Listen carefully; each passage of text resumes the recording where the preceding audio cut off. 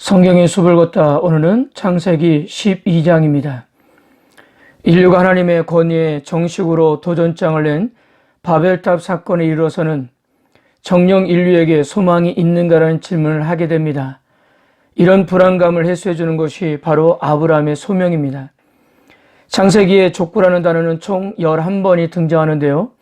우리가 어제 보았던 벨렉을 중심으로 한 셈 족보에서 11장 26절에 언급된 족보라는 말이 이 중 6번째로 언급되고 있는 것입니다. 즉 아브라함의 이야기를 중심으로 정확히 그 이전에 5차례가 언급되고 11장 26절 이후로 5차례가 등장합니다. 이것은 창세기 기록된 것들 중에 아브라함의 이야기가 가장 중심적이자 중요한 위치를 차지하고 있음을 알려주고 있는 것입니다. 그리고 아브라함의 이야기는 노아의 이야기와 비슷한 점이 많습니다. 노아가 480세 되던 해 갑자기 성경에 등장하게 되는데 아브라함도 75세가 되는 해 갑자기 주인공으로 등장합니다. 하나님의 명령이 이들에게 임할 때 어떤 예고나 준비 없이 갑자기 임하는 것도 동일합니다. 온 인류가 물 심판으로 멸망 후 하나님께서 노아와 언약을 맺으신 것처럼 바벨탑 사건으로 온 인류가 하나님의 심판을 받은 후에 아브라함이 새로운 은혜를 입었습니다. 물론 15장 가서 구체화될 것입니다. 노아는 홍수 후에 완전한 새로운 역사를 시작했습니다. 아브라함도 11장 사건 이후 완전히 새로운 시대의 역사를 시작하고 있는 것입니다. 어떤 면에서 노아가 새로운 창조를 의미하는 만큼이나 아브라함도 새 창조를 상징하는 것입니다. 노아는 새 언약을 통해 온 세상에 축복을 가져왔습니다. 아브라함도 그가 하나님 말씀에 순종하면 온 인류가 그를 통해 복을 받게 될 것이란 약속을 받았습니다. 자, 오늘 창세기 12장부터 본격적으로 아브라함의 이야기가 시작되고 있는데요. 크게 두 부분으로 구분됩니다. 첫째, 이스마엘 탄생을 중심으로 한 12장부터 20장까지입니다. 아브라함은 이스마엘을 언약의 아들이며 그의 대를 이을 자로 생각했습니다. 그러나 창세기자는 오히려 이스마엘을 태어나게 한 일이 아브라함의 일생의 가장 큰 위기이자 실패라고 결론을 내렸습니다. 둘째는 이삭의 삶에 중점을 둔 21장부터 25장까지입니다. 이스마엘이 아닌 이삭이 아브라함의 대를 잇는 아들이 되었음을 기록하고 있습니다. 창세기 12장은 이렇게 시작하고 있습니다. 여호와께서 아브라함에게 이르시되 너는 너의 고향과 친척과 아비집을 떠나 내가 내게 보여줄 땅으로 가라. 내가 너로 큰 민족을 이루고 내게 복을 주어 내 이름을 창대하게 하리니 너는 복이 될지라. 너를 축복하는 자에게는 내가 복을 내리고 너를 저주하는 자에게는 내가 저주하리니 땅의 모든 족속이 너로 말미암아 복을 얻을 것이라 하신지라. 하나님께서는 아브라함을 부르시고 아브라함이 순종을 하면 4가지의 축복을 해주겠다고 말씀하였습니다. 첫 번째 축복은 바로 큰 민족을 이루는 겁니다.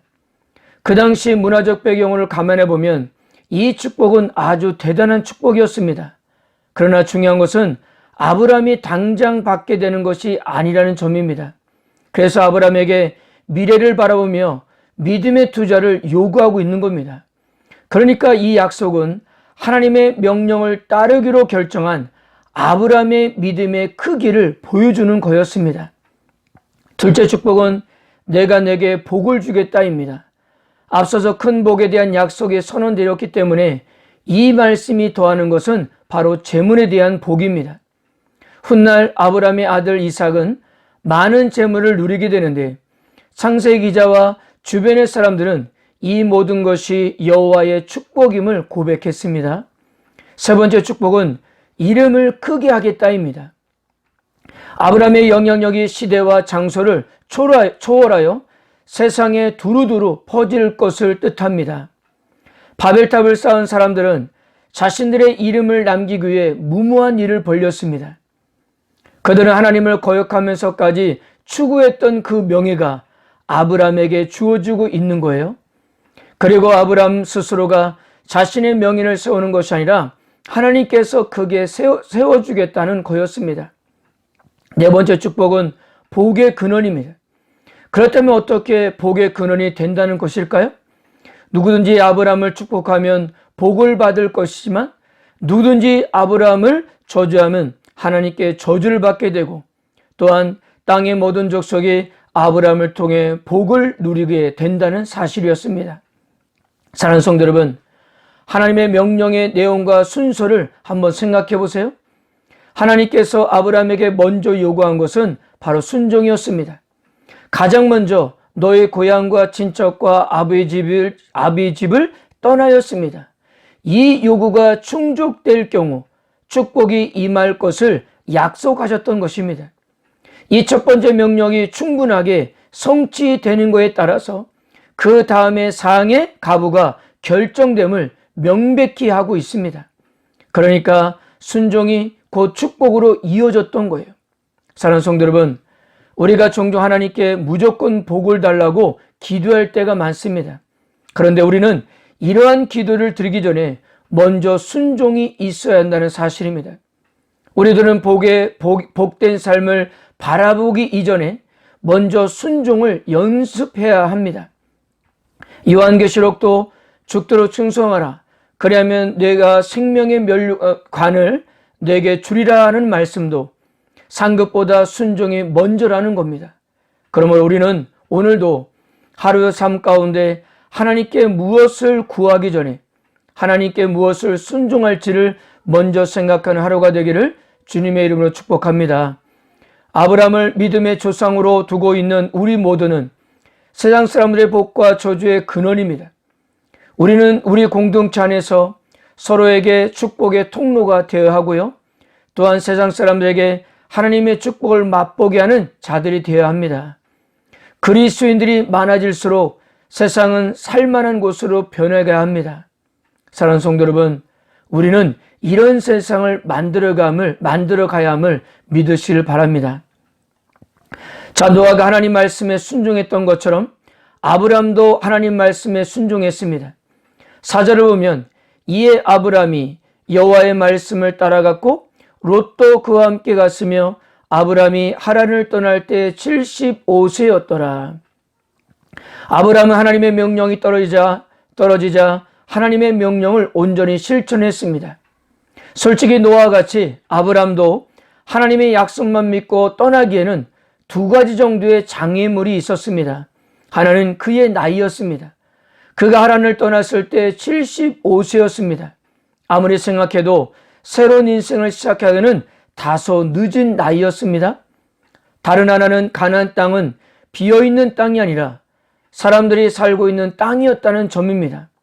혈혈단신인 그가 무슨 수로 그곳에 살고 있는 수많은 원주민을 몰아내고 땅을 차지할 수가 있었을까요? 이런 정황을 고려할 때 그가 참으로 대단한 결정을 하여 말씀에 순종하고 있음을 우리는 알 수가 있는 것입니다. 그러므로 사랑하는 성도 여러분, 아브라함이 이런 어려운 상황에도 불구하고 순종할 수 있었던 것은 다름 아닌 하나님에 대한 믿음이 있었기 때문이라는 사실입니다. 7절에 보면 여호와께서 아브라함에게 나타나사, 이처럼 하나님께서 아브라함에게 나타나신 것은 그가 하나님 말씀에 순종하여 이곳까지 왔음을 확인해 주는 것입니다. 아브라함은 세겜 땅 모레상수리에 이르러 그곳에 제단을 쌓았고 또 베델 동쪽 장막을 치고 그곳에서도 단을 쌓았습니다. 그리고 점점 남방으로 내려갔습니다. 여기서 남방은 네게브라고 해서 헤브론이 있는 지역이었고 나중에 아브라함은 그곳에서 땅을 샀습니다. 그렇다면 이런 아브라함의 여정은 무엇을 의미하는 것일까요? 지금 상징적으로나마 가나안 땅을 정복해가고 있는 것입니다. 이런 상징성은 그가 제단을 쌓고 땅을 사들이는 일들에서도 알 수가 있는 겁니다. 훗날 야곱도 같은 행동을 했습니다. 아브라함의 이런 행동은 여호와 하나님을 철저히 신임하고 믿었던 것을 의미하며 하나님은 아브라함의 이런 믿음을 축복하셨던 것입니다. 12장 10절부터 21절까지는 아브라함이 애굽으로 내려갔다가 오는 장면이 묘사되어 있습니다. 아브라함이 가나안에 들어간 지 얼마 되었을까요? 가나안 지역의 심한 기근으로 인해서 애굽에 내려가는 일이 발생하고 있습니다. 가나안은 비가 제때 내리기만 하면 세상에서 가장 생산성이 높은 비옥한 땅 중에 하나였습니다. 그래서 사람들은 이 지역의 모형이 꼭 초생딸을 닮았다고 해서 오래전부터 비옥한 초생딸이라고 불렀습니다. 그러나 문제는 비가 오지 않는다면 순식간 사막과 다름없는 땅으로 변한다는 사실이었습니다. 그럼 하나님께서 왜 이런 열악한 환경을 선택하여 적과 꿀이 흐르는 땅이라며 이스라엘에게 주었던 것일까요? 여러 가지 이유가 있을 수 있겠지만 이 땅은 진정으로 창조주 하나님을 의존할 때만이 생명을 유지할 수 있는 곧 신앙의 훈련에는 더없이 좋은 땅이었기 때문입니다. 아브라함은 너무 쉽게 약속의 땅을 떠나 애굽 땅으로 내려가면서 부부가 아닌 오빠와 누이라고 하자고 했어요? 만일 그가 만나게 될 사람들이 남편을 죽이면서까지 아내를 빼앗을 사람이었다면 결혼하지 않는 누이는 더 쉽게 데려가지 않겠어요? 누이를 아내로 삼겠다고 달라면 어떻게 거부할 수가 있겠냐 하는 것입니다. 결국 아브라함은 자기가 판 우동에 스스로 빠지게 됩니다. 자기의 거짓말로 이 모든 일이 시작되었지만 이 위기에서 그가 헤쳐나올 수 있는 유일한 길은 하나님의 직접적인 개입밖에 없었다는 사실입니다. 다행히 하나님은 바로와 그의 집안에 큰 재앙을 내리셨습니다.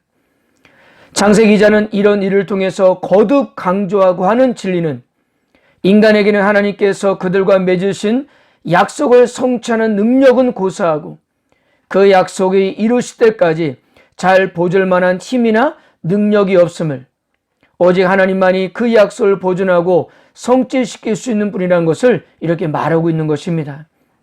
그리고 역시 인간의 실패로 결코 하나님의 계획은 숲으로 돌아갈 수 없음도 다시 한번 역설하고 있다는 사실입니다. 하나님의 명령에 순종을 했던 아브라함이었지만 그는 계속된 훈련을 통해서 믿음의 조상으로 거듭날 것입니다. 그를 붙들고 있는 하나님은 결코 그를 포기하지 않을 것이기 때문입니다. 사랑하는 성도 여러분, 지금 우리를 붙들고 있는 분도 하나님이십니다. 그분은 우리를 결코 포기하지 않고 하나님께서 원하시는 믿음의 분량대로 한 채 오차 없이 우리를 그렇게 만들어 가실 것입니다. 그러므로 오늘 하루도 우리 눈에 보이는 환경과 상황에 맞게 선택하며 결정하는 것이 아니라 하나님의 말씀의 감동과 은혜를 따라 그렇게 살아가는 하루가 되시기를 주님의 이름으로 축복합니다.